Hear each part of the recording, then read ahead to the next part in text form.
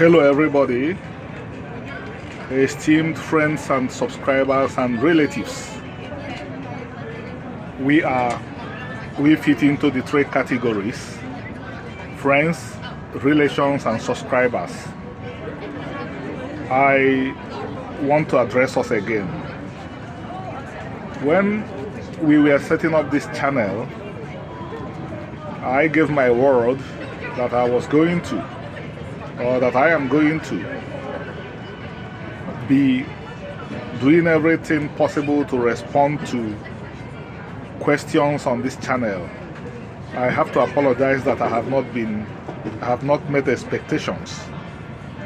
Keeping the day job, holding down a high pressure job at a top US university, they have not been easy. So I have not been able to respond to all the questions that have come my way. But I have a little time this afternoon, so I want to respond to a statement made by a brother, son of Judah. He stated that so the Igbos, the Yoruba, the Ashanti, the Kikuyu, the Lemba, the Falasha, the Lamlam are of one family. This requires and deserves a response. And I will start from the last, the Lamlam. The Igbo people have not heard of the Lamlam people before. And before I even say more about this, I want to state Africa is the most diverse continent in the world.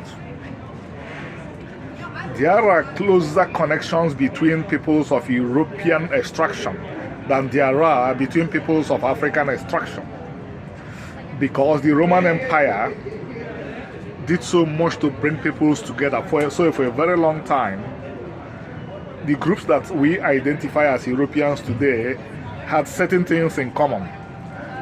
This cannot always be said about the peoples that came from Africa. I'm not sure that any Igbo in the world has had the group called Lamlam before. So, having dealt with the Lamlam, I will start from the two groups that are closest to Nigeria, which the Igbos were fitted into in 1914, the Yoruba and the Akan of Ashanti. This is Ghana, close to Nigeria. This is Yoruba. They share the same country with Igbos. The Yoruba and the Igbo people are not from one family. They just share the modern country called Nigeria. These two groups don't have similar customs. They don't have similar traditions. Their languages are completely different. Their histories are completely different. Their cultures are completely different. The Igbos are the linear descendants of the biblical Israelites. If they are related to Yorubas in antiquity, it will be because the Yorubas will be connected to the ancient Egyptians and the ancient Canaanites, who were, by the way, all alongside the Hebrew people, the Israelites, descendants of Noah. That is the connection. I will go to the Akan. The Akan will be closer to the Yoruba, because the gods of the Yorubas, you will find the gods of the Yoruba among the gods of the Ewe. You will find the same gods among the Akan. So if you say that the Yoruba and the Akan are of one stock, you may be saying something that has a lot of merit. But if you say that the Igbo, the Yoruba, the Akan are one family, that will be contrary to the facts we are looking at. We inhabit the same country with the Yoruba. I spent over 10 good solid years in Yoruba land. I did not understand a single word of Yoruba, and the same thing applies to every Igbo. So Not one family, except you mean family in the sense of the human family. That settles that matter. The other groups you mentioned, to be very candid, we read about them. We are simply reading about them. The Kikuyu have examined their culture. It is not similar to Igbo culture. The Igbos circumcise their males on the 8th day. The Kikuyu circumcise when they are 12 to 18 years. This is very different from what the Igbos do.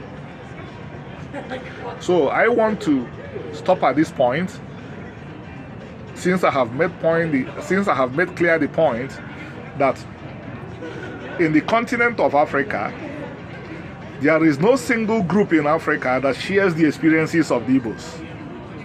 The Igbos have been a targeted group in Africa, targeted not just in Nigeria, but targeted in neighboring Cameroon.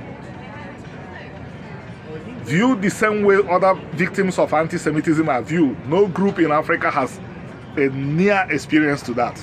And the experiences contribute to your identity.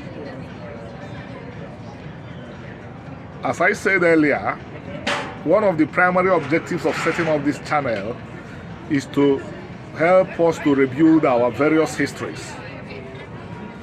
When we rebuild our histories, the chances of our joining the other streams of humanity in making progress will be there. The histories of some groups in Africa, particularly the Igbos, was truncated. I wouldn't say that the history of the Yoruba was truncated, because the Yorubas did not suffer the kind of trauma the Igbos suffered. So I am doing everything possible to rebuild the history of the Igbos. Son of Judah, for your information, Omenala Defenders, the group I serve as its Secretary General, that is looking into the connections between African Americans and Igbos, is of the view that since a successful case cannot be made that there is an African American person in the world today who does not have Igbo ancestry.